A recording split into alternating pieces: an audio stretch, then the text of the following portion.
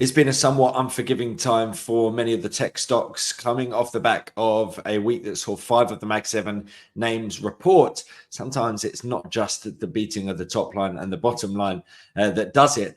And certainly we've seen some of these companies suffering as a result. But that tech theme continues in a week that, of course, we see the US election in the middle of it. So plenty of volatility likely, but certainly for the likes of Qualcomm, Palantir and ARM Holdings, we should have plenty to digest with their earnings coming forth in a week that begins on Monday, the 4th of November.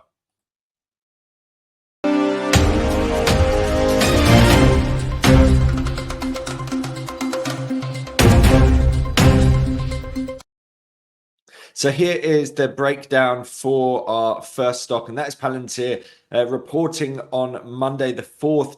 Generally, we don't necessarily see that much on Mondays, but this time around, we have got this tech name in focus. And certainly Palantir has been a big name for markets. They entered the S&P 500 only in September. And so that helped open up a whole new raft of investors for this firm.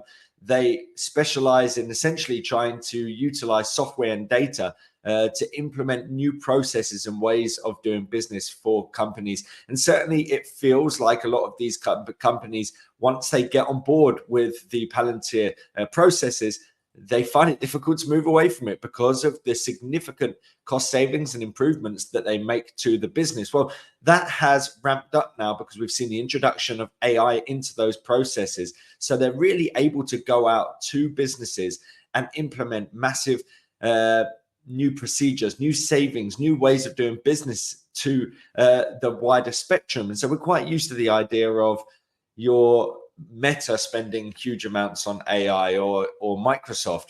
But Palantir are able to bring those kind of benefits to your everyday business elsewhere in the economy. And therefore, it provides a very wide scope of companies that they could do businesses with. And certainly with each time that they find a new partner, they essentially have a new use case and a new point to prove to any prospective partners going forward. Now, bear in mind, we've seen a company that has really gained significantly in terms of share price.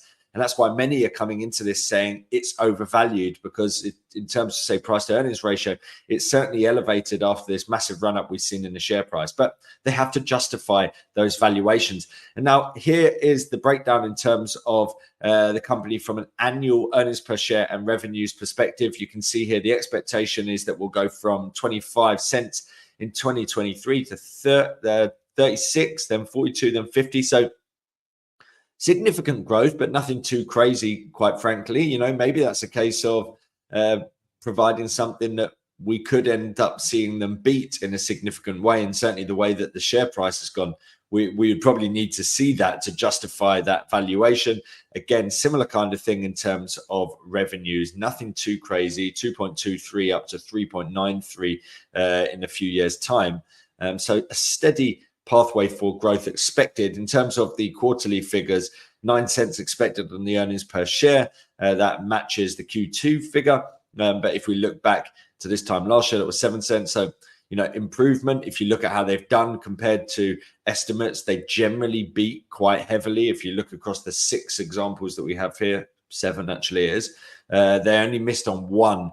And that was the second quarter of 2023. They missed on earnings and revenues, and they've managed to beat on all of the others.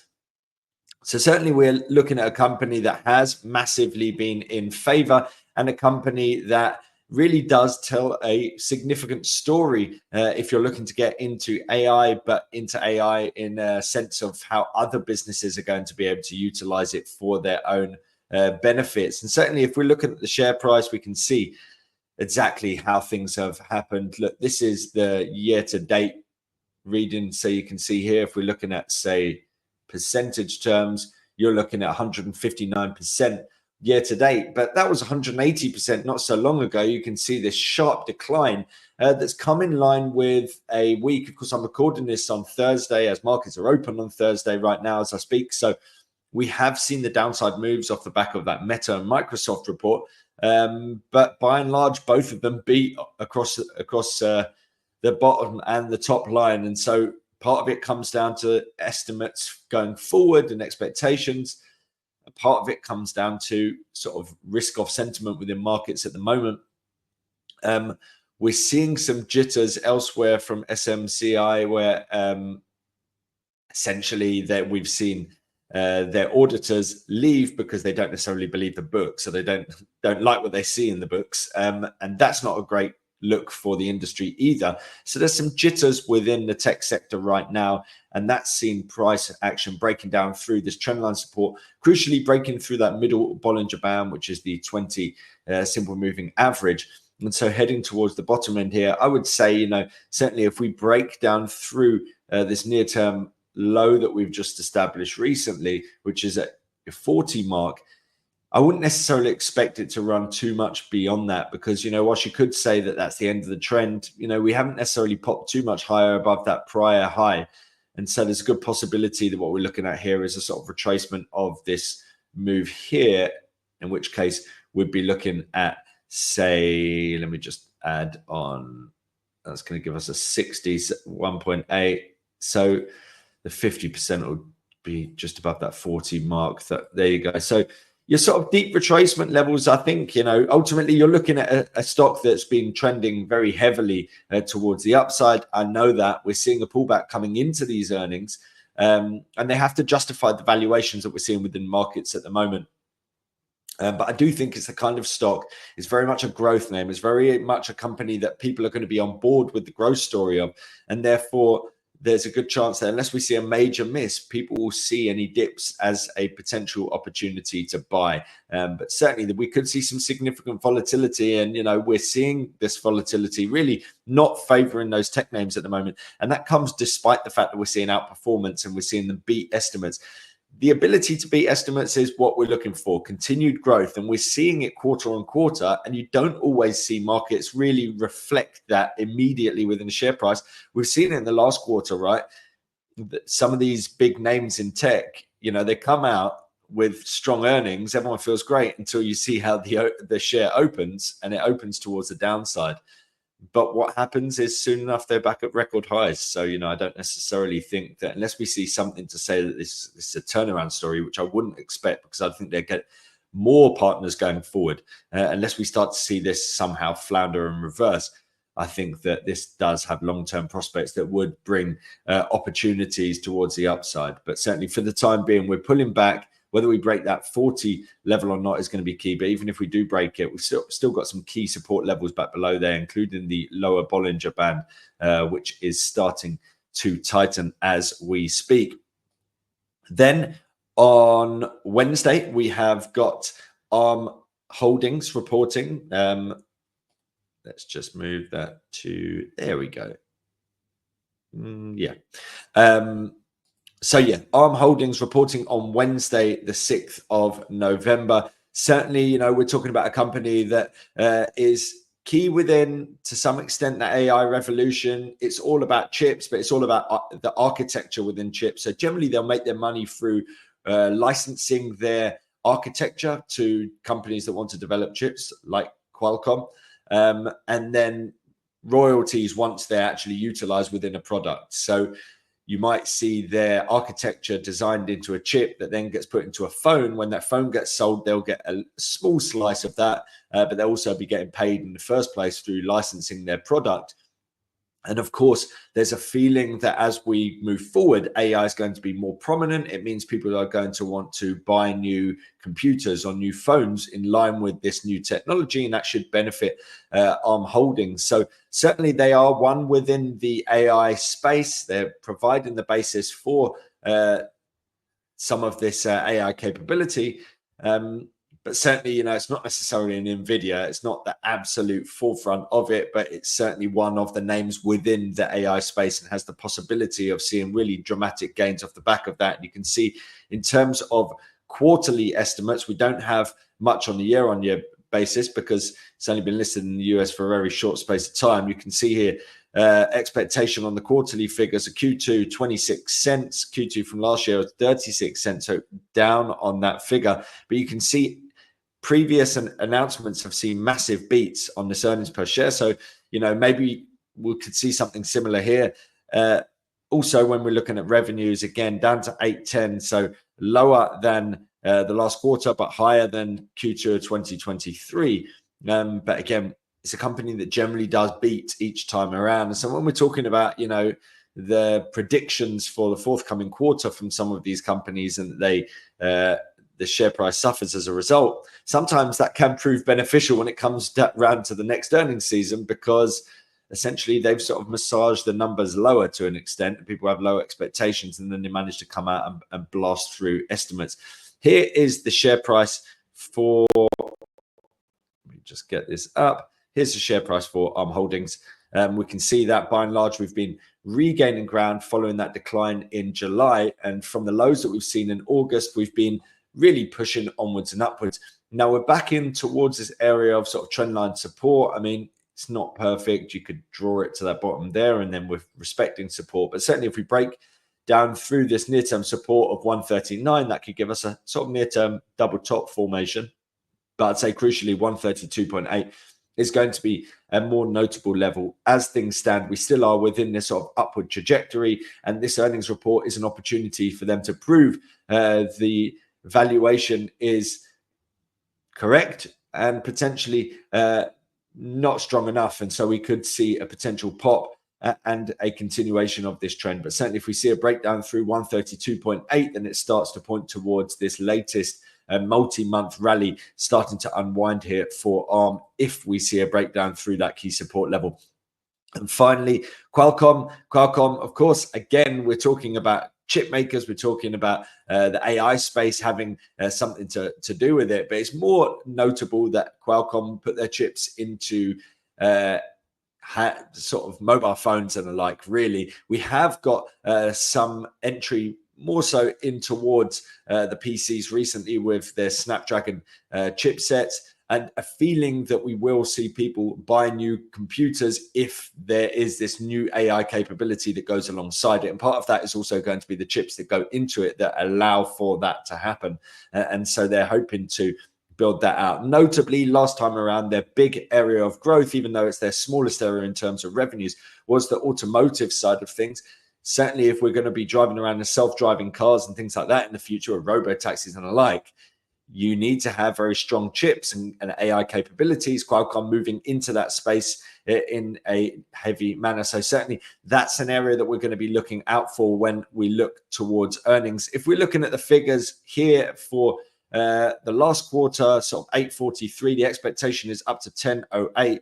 That is for the last year, sorry.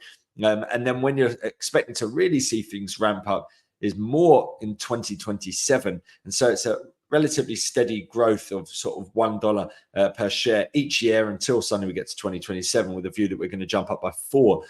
So certainly they're building something. That's the expectation within the markets. And then on the revenue side of things, again, it's sort of steady and starting to pick up pace towards the back end of this time horizon, which 26, 27. On a quarterly basis, 256 is the metric for Q4 expected. That is up from the 233, 233 the previous quarter. And if you're looking at Q4 of last year, 202, so significantly higher, around 25% higher compared to that previous year's quarter. And then when we're looking at revenues, there's an expectation that we're going to sort of grind higher as we move forward. So like I said, there's an expectation more so that we're going to see things really take off in a couple of years' time, or not necessarily right now. So it's this gradual grind higher, which does make sense, right? Because we are certainly, in my mind, in the first innings of this whole AI revolution. So these companies will likely benefit more as we go forward. It might not necessarily, there's always a clamor for people to say, oh, it's the end of the AI boom because we've seen such a big run up in terms of some of these shares. I don't think that's the case. And certainly, come back in 5 years' time, I think there's a good chance that these companies have grown to a really significant extent. I don't think that it's suddenly going to come crashing down. Quite frankly, we can have one really big boom in one quarter of the AI theme, and all of a sudden everyone was already talking about it being overvalued, and people are getting ahead of themselves. There's always that feeling that you've missed out on it. I don't necessarily think so. I still think we're in the first innings. I think there's going to be a lot of companies, not just Nvidia, that are going to really benefit in a meaningful manner. Qualcomm, the semiconductor company, another key one to be watching as we go forward. And let's grab the chart for this company as we round off the video. You can see with what's happening within the tech sector at the moment and the SMCI sort of news, we are seeing downside across many of these stocks, and it's taken us through this 164 support level, crucially, taking us into roughly the lowest level since early September. So, a move below this level does open it up to potentially moving towards the downside. But, are we going to see a big head and shoulders formation? Certainly at risk as things stand. We've seen this big ramp up at the back end of last year into the beginning of this year. We peaked off in June and we've been selling off heavily since. This move through support that we're seeing at the moment is concerning. So you're going to hope that this earnings report does provide the basis for the bulls to come back into play. But certainly if we look towards the downside, you're going to be looking for the next major support level to come at 157. But really it's the 151 level that if we break, then it completes that right shoulder and points towards a potential major breakdown for this company. Like I said, there's an expectation that it's going to be 26, 27 in terms of when we really see a ramp up in terms of earnings for this company. Will people see enough within this report to signal a need to buy right now? That remains to be seen. But certainly, I do think it's early innings in terms of the AI trade. That doesn't necessarily mean that we're going to see all of these companies boom constantly over the coming years. We will have peaks and troughs. And certainly as it's moving to support at the moment, it's looking a little bit bearish for short-term price action heading into these earnings, which are taking place on Wednesday, the 6th of November. So a big week ahead, coming off the back of a week that's seeing 5 of the Mag 7 names report. And sometimes it's not necessarily just a case of whether they can beat estimates, because sometimes market sentiment guides the movements in itself. And some of it comes down to how the forecast is laid out by the company itself.